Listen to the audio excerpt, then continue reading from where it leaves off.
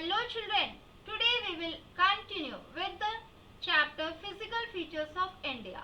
Today we will study about the Himalayas. There are many hypotheses, that is theories, regarding the origin of Himalayas. However, there is almost a complete unanimity, that is agreement, that the Himalayan mountains have come out of a great geosyncline called the Tethys Sea. Children, geosyncline means a long depression in the surface of the earth where sediments are deposited. Children, in the last video, we have already discussed about Laurasia or Angara land in the north and Gondwana land in the south. Now, children, in between Laurasia and Gondwana land, there was a long, narrow and shallow sea called Tethys Sea. Sediments were brought by the rivers from these land masses and deposited in the bed of the sea. These sediments were subjected to the powerful compression force from both the continents. This compression squeezed and crushed the sediments of Tethys, and series of folds were formed one behind the other, giving rise to the highest relief features on the earth, that is the Himalayas. It is interesting to note that India is still moving northward, crushing into rest of Asia at the rate of 5 cm per year. See children, how sediments got crushed.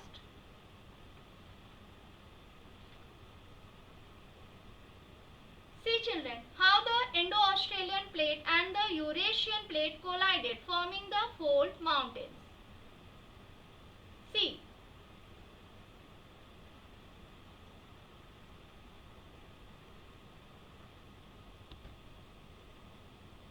See, here in last classes we saw about the convergent boundaries. See, how is applicable.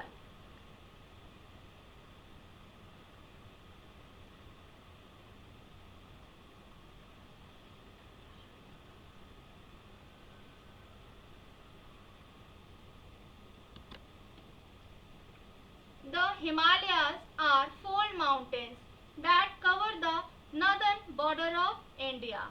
They are geologically young as compared to other mountain ranges. The Himalayan range is the highest and the most rugged mountain range in the world. It extends from the river Indus in the west to the Brahmaputra in the east,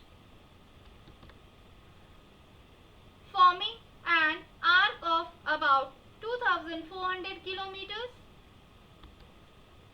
The width of this range varies. For instance, Kashmir, the range is 400 kilometers wide, while in Arunachal Pradesh, its width decreases to 150 kilometers. If you compare the eastern and the western region, then you will find considerably more difference in the altitude in the various mountains of the western half. The Himalayas are formed from three parallel ranges of mountains: the Himadri, the Himachal and Shivaliks. Several valleys lie between these mountain ranges. The Himadri, also called the Great or Inner Himalayas, is the northernmost range of Himalayas. This range is in a single unbroken line and has the highest peaks.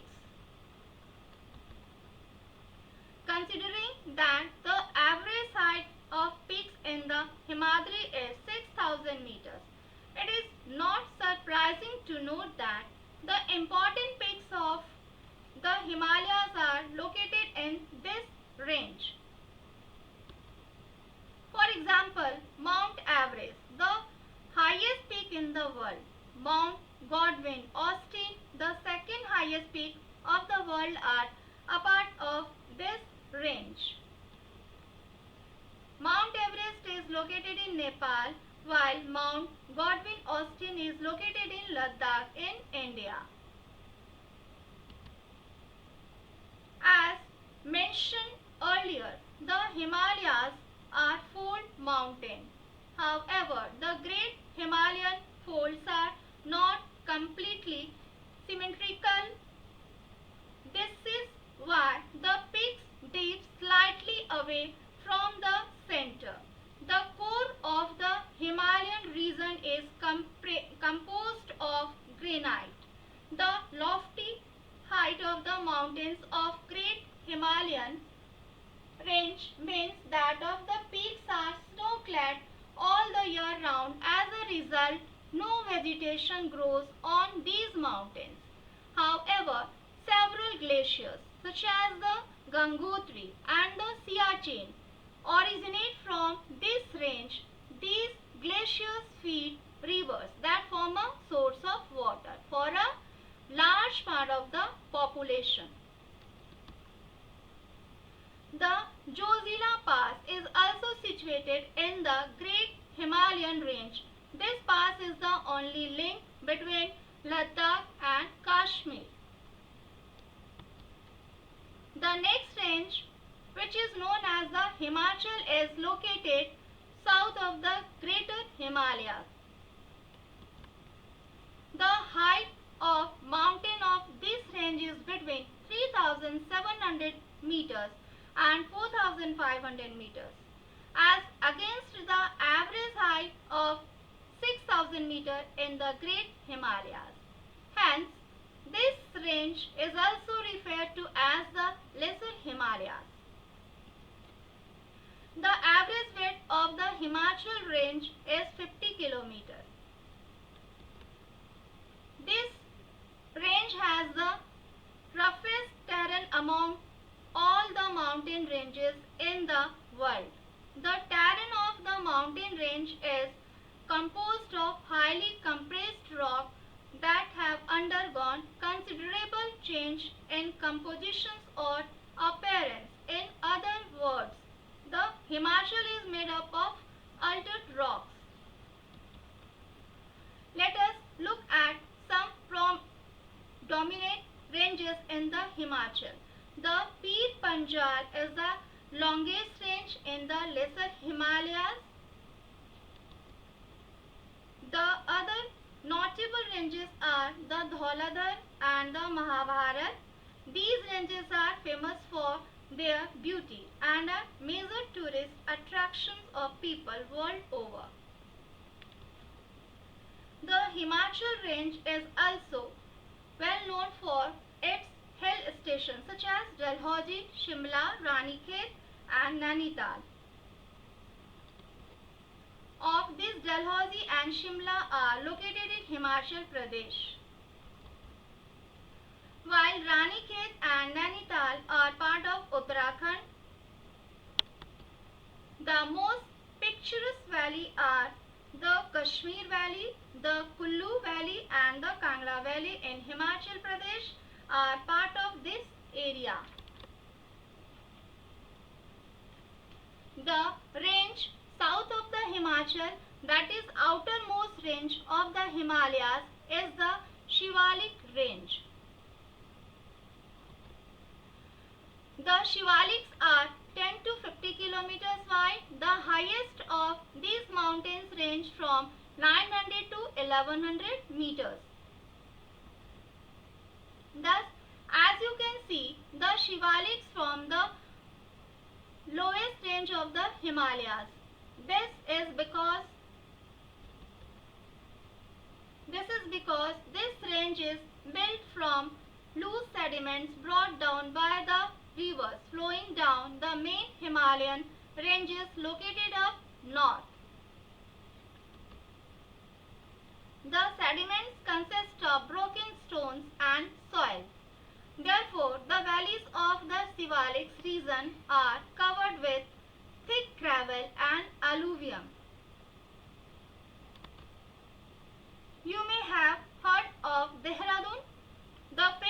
hill stations of Mussoorie is located in the Dehradun Valley in the state of Uttarakhand.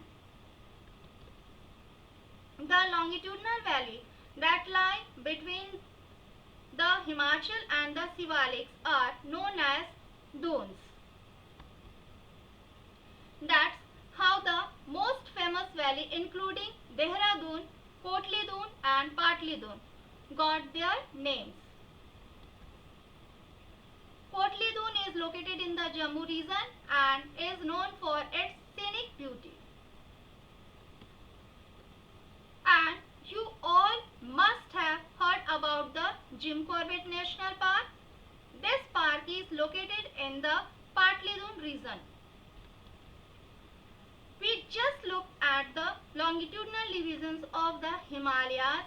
The Himalayas are also divided into regions from east to west. You can make out these regions if you look at the demarcations between river valleys. Let's look at some examples of these divisions. First, let's consider the areas between the Indus and the Satluj river. This area has been traditionally known as the Punjab Himalayas. Nanga Parvat is the highest peak in Punjab Himalaya. However, on the basis of the regional divisions, the Himalayas are locally also called Kashmir in the west and Himachal Himalaya in the east. To take another example, the Kumaon Himalaya is the name used regionally for the portions of the Himalayas between the Satluj and the Kali rivers. Nanda Devi is the highest peak in this region. The hill stations Nainital and Ranikhet are located in the Kumaon region. Similarly, the area that lies between the Kali and Tista river is known as the Nepal Himalaya. The Assam Himalaya referred as the region between the Tista and the Dihang rivers. As we move east to the division of the Himalayas called the Purvanchal or the eastern hills and mountains. The Brahmaputra forms the easternmost boundaries of the Purvanchal. The Brahmaputra forms the easternmost boundaries of the Purvanchal region. The Brahmaputra breaks through the Himalaya to form some deep valley or gorge. One such valley, Arunachal Pradesh, is the Dihang Gorge. Beyond the Dihang Gorge, the Purvanchal hills dip sharply southward and stretch out along the eastern borders of India. Thus, the Purvanchal hills extend through the northeastern states of India. The Purvanchal hills are covered by thick forests and mostly consist of parallel ranges and valleys. A strong sandstone, a type of sedimentary rock, is the main component of these mountains.